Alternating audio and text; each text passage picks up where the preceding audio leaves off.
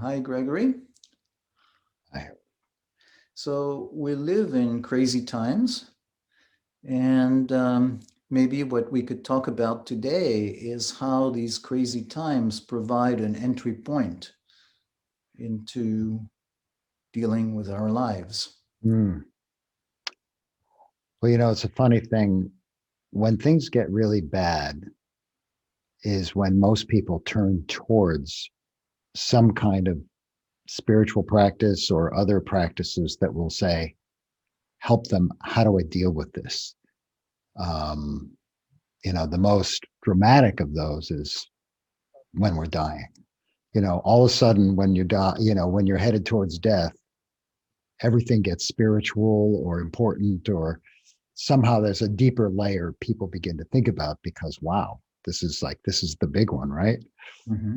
um, but that's just emblematic of every little bit of uncertainty and suffering that we encounter, because we're always saying, how do I deal with this? And uh, to the extent that we think that we can get it lined up and get it right, um, we're going to always be surprised. It's like these elections that are going on. I know that this is, just one more thing that's happening in this moment that, it's tomorrow's old newspapers for wrapping fish, they say, right? So, uh, but, you have an election and you think, oh, well, this will resolve something. you know, and it becomes increasingly clear that, yeah, life lurches forward a little bit, and that there's still all kinds of difficulties and unresolved issues and so on. The real question is, how do we live with it? How do we dwell in that turbulence Mm-hmm. Mm-hmm. in a way that we can find some balance, in a way that we can perhaps, hopefully, contribute something useful? Because it's so easy to contribute, if you will, or to just spew something not helpful, like more anger or doubt or fear or mindless action. Um, Better to ask, you know, how can I genuinely bring more kindness into this? How can I engage with these people or this political circumstance or with the climate change disasters that are going on in such a way that uh, I can bring some degree of clear thinking, of um, mental and emotional balance, and then act from there rather than ride in on some wild horse and just contribute to the wildness. Yeah, yeah. So that sense of how can I live with it, but not how can I live with it as just an individual, but how can I get engaged with it in order to bring the benefits of the clarity and calm that I may achieve Mm. and bring that into the mix. Yeah, if I am authentically cultivating the kind of clarity that you're talking about, I will naturally engage from it. I will naturally engage that way when I meet other people, when I meet these circumstances. So even if the circumstances are out of my control, I remain in some kind of equanimity, a sense of purpose, even the purpose being along the lines of non harming, compassion, and so on. Um, but um, it's like that analogy that I made earlier with death. If we don't start cultivating the balance, the awareness, the loving kindness, the care, when things are okay, a little bit better, then it's going to be pretty hard to do when we get to the edge of death. Well, Hmm. likewise, if we don't really make a priority in our lives, cultivating this thing you call the active pause, and that other people would have other words for, where where there's a quality of awareness, there's a quality of balance, there's a quality of enough brightness of mind to attune to what's going on and to be able to respond appropriately, call that wisdom or something. Unless we're doing that pretty much as a life mission, like all the time, then when the problems come up, it won't be so easy to respond from that place that we value. Typically, that's when it's more stressful. We fall into patterns of reaction, you Yeah. know? Yeah. So the reason for a path is not, is sort of still okay when if we just grab it at the last minute because it's maybe better than nothing.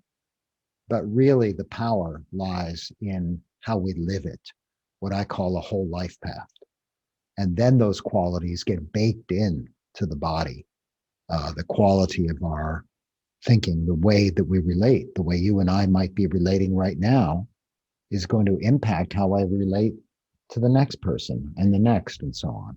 Hmm. So that's sort of the nature of, you might say, the skillful or wise um, responsiveness in life. Yeah. Yeah. Yeah. So we live in the shadow of death and suffering. And as we realize the inevitability of it, um, we realize the wisdom of preparing for it. Mm-hmm. Yeah, very much so. Yeah.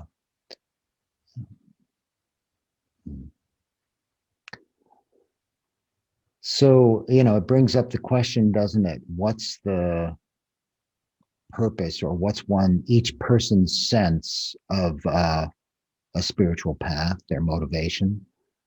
With your good friends, your spiritual friends, your friends that are also aiming with you towards what's good, how do they reflect the path into your heart, and how do you reflect it to them so that it ripens in between you, like a peer sharing of wisdom, not just some teacher out there, but genuine spiritual friendship? Where does that come in?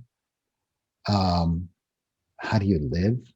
How do you use resources, both from the standpoint of the climate emergency and the standpoint of social and economic equity, but also from the standpoint of your own sort of modesty of being. Are you trying to always gulp and grab more and more of the world and sensory experience and and excitements and so on? And if that's the stance, if that's the attitude, then that kind of always hungry way of being in life is not only going to make worse your relationship to natural resources, your relationship to other people become your food. They objectify, whether it's sexual or entertainment, or they have to admire you, or something like that. It's always food, feed me. So that sort of appetitive way of living um, uh, creates this basic imbalance. And so my sense of the, call it the spiritual path or the meditative path or the path towards uh, decency and goodness, you know, uh, is a path of the diminishing of that uh, appetite of push, that hunger push uh, that the Buddha spoke about very clearly in talking about, craving and all this kind of thing as being the pressure that drives us forward. But it also is just common sense that, if that's where you're coming from, Are you ever going to be happy? No, you get something and you just want more. So, the meaning of the path or the nature of the path is going to have everything to do with what the specifics of the path look like, your practices, your lifestyle. Um, and so getting clear on that, I think, is a really profound thing to do, really useful, central Yeah. to the project of living. Yeah, yeah. And so you have this very eloquent gesture as you speak about that hand that goes forward Right. in a grasping, grabbing, Right. aggressive, hungry, a hunger that can never be satiated, but that gesture as you have it embodies how that attitude pervades all of one's being, That's is right. essentially the DNA of life. And then you made a face, as you say, is that you want to live that way, and kind of that sense of realizing it and rejecting that path. And it felt like really literally the embodiment of realizing one's automatic default mode path and having the moment of realizing it, making a choice of saying, no, that's not me, that's not who I want to be, and then changing. And you Beautiful. had that more peaceful and calm gesture. Beautiful. Yeah. Yeah. Beautiful. Yeah. It's so easy to get swept up because it's not like we're on our path somehow alone and isolated from our relationships and our society. So we're always told by Amazon to consume objects and goods. We're told by Facebook to become an ego self and to feed that. We're told by Google to always go out for more surprises, for more of that kind of food. And we're told by all of the news sources, to get angry and be agitated about everything that happens everywhere. Um, and wow, I mean, it's like the momentum of these forces of degradation of the heart. Wow, it's just it's so the energy towards unwholesome ways of living Mhm. is very strong, right? I mean, Yeah, you yeah, know, our yeah, whole society inclines that way. Going back to spiritual friendship. That's one of the reasons spiritual friendships are so important because, like, you and I can remind each other, hey, do you really want to go that way? Or you could say to me, I'm looking at how you're kind of not doing as much of such and such. You're not buying as much stuff, Gregory, or whatever. I really appreciate that. And we're kind of like there's a uh, uh, fostering of the good, a remembering of the good. yeah. You know, I recently published this book, The Whole Life Path. And the basic idea is that there's no moment that's not part of this path that we're talking about towards more feeding and consumption and hunger and fear and self making, or the releasing of that, which of course naturally yields the generosity, the compassion, the peacefulness, and so on. And the reason it's a whole life path is because every moment the mind is being impacted and forming and reforming its sense of the world and of self. And so if it's not a path moment, then it's a moment of just continuing the delusional habits, right? Yeah, yeah, That's what the norm is. That's what we're surrounded by. That's what's going to happen. And we don't really recognize that because we just take our own conditioning for granted. Oh, I'm going to behave kind of like a blend of my mother and my father and my elementary school teachers, and maybe a little bit of college gets in there, but not too much. And, and then I'm going to, ping around in this Facebook, Amazon, Google, Apple universe, and I'll behave like this. Well, that's where the path is unfolding. It's not like we're just like somehow magically in a palm-filled forest, sitting cross-legged, smelling incense and being given our food and chanting. That's not what we're doing right now. At least I'm not. I have Right. done that. I have done that, and it is beautiful, really beautiful. But there's also this with its elections and its climate emergency and racial disparities and gender inequities. And this is where we live. So a whole life path is basically saying, is any moment left out? No, it's not possible. So either it's going to be guided by habit or some intentionality, and for my angle, each person might have their own, but for my angle, there's so much clarity and simplicity and strength in the early Buddhist teachings that I say, okay, that's a perspective that sits outside my system of preferences. you know, that sits outside my, like, okay, I don't really want to really let go of anything. So let me find a system that lets me hang on to everything I want and still get peace. Well, it doesn't work like that, because as soon as you're hanging on to everything, then it's all scary and contingent, and then you're greedily trying to feed what's always, kind of on the way out, whether it's with money or, like I say, drugs or sex or food or whatever it is that you're trying to feed. And uh, that's not going to work. So um, the reference that's outside my fabricated, socially developed system, even the system of my good friendships, that says, okay, look, here's some guidance, like this is sort of Buddhist Dhamma type guidance. Take a look at that and look at your life through that framework. Same life, go ahead, it's all cool, you're living this life, but take a look and look at it from over this angle. That's kind of what the Dhamma says. That's what these teachings say. Look at it from here.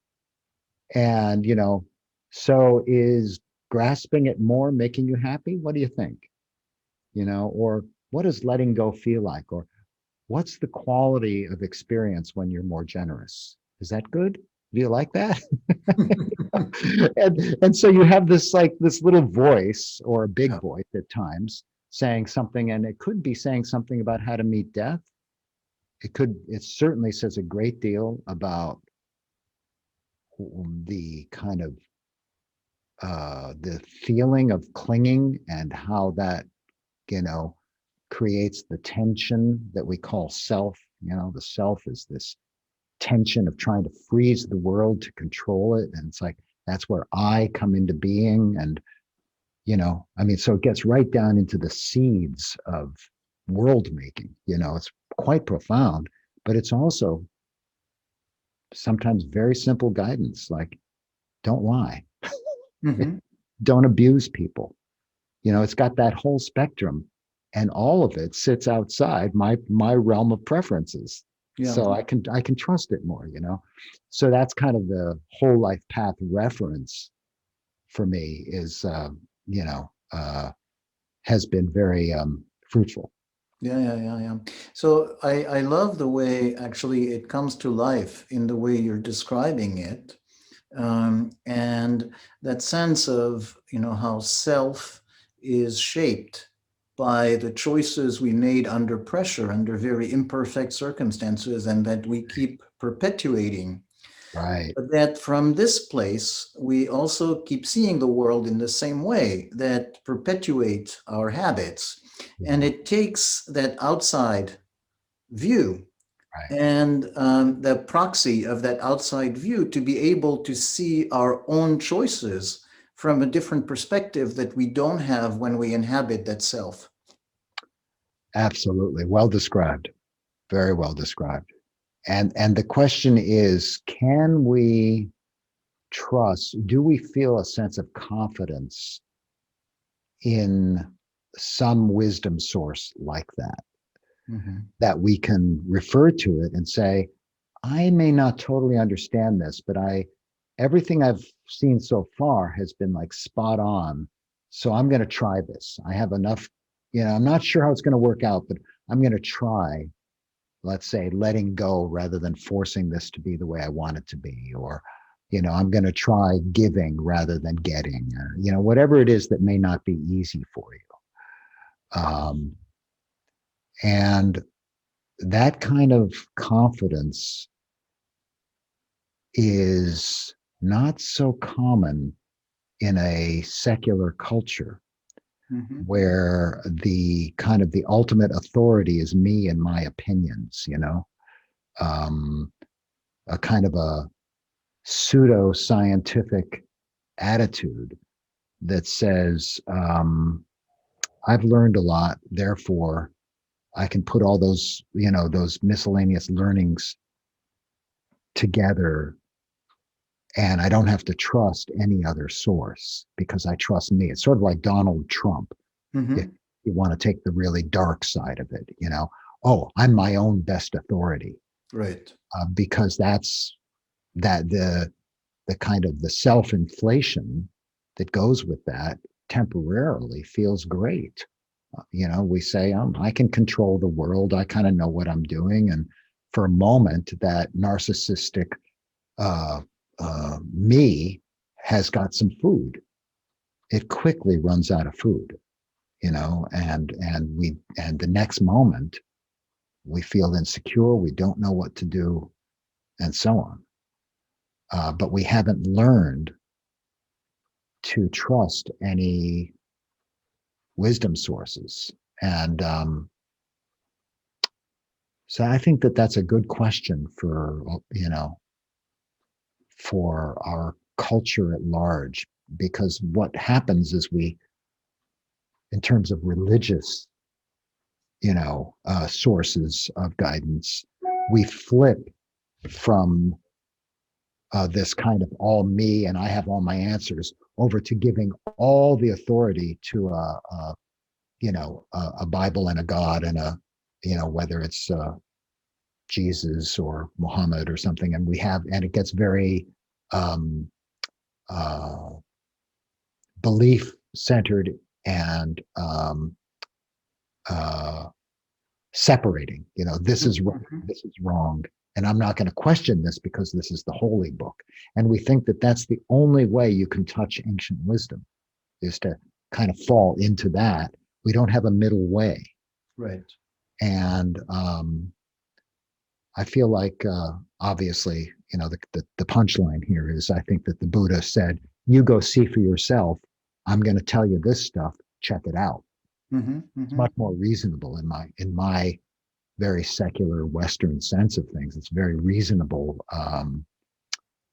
approach, uh, but it comes with what you might call a depth psychology rooted in non-self. It comes with a very profound and subtle outlook on the human dilemma of being born and being sensitive in the world. And how do I respond? How do I live with this overpowered mind and this sensitive body? How do I live? Yeah, yeah, yeah, yeah. So in a way to talk about what I'm hearing from the backwards, starting from the end, that there is this very overwhelming situation of being faced with this challenge of how do I live with all of this? Exactly. And given the overwhelming nature of it, that sense of feeling very alone, and the strategies we may have to countering that vulnerability can include self-inflation. Um, That's right. on the other hand, there can go to the place of totally deflating and finding another authority in Right. which we are nothing, and there is that authority.